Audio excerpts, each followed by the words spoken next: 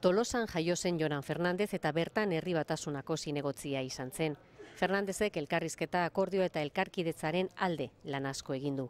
Lurralde, koordinadora ekologistaren buruan, Irurtzun Andoain autobiaren proiektuaren behinbetiko ibilbidea negoziatu zuen Gipuzkoako Diputazioarekin. Nik uste dut konsenso soziala gure gizartean badago akordio honekin.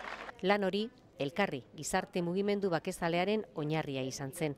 Buruzagitzan 13 urtez izan ostean, mugimendua desegin eta lokarri sortu zuten 2006an, urte hartan baketik zentroaren ardura hartu zuen Fernandezek.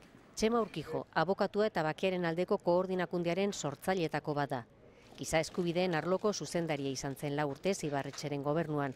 2006 urtetik aurrera Maixabel Lazaren aholkulari izan da terrorismoaren biktimak laguntzeko bulegoan. Monika Hernando, UNESCO etxeko kidea da eta bakea eta giza eskubideen aldeko elkarteen foroko partaidea. Txema Urkijo bezala, polizien gehiegikeriak aztertzeko komisioan egon da orain arte.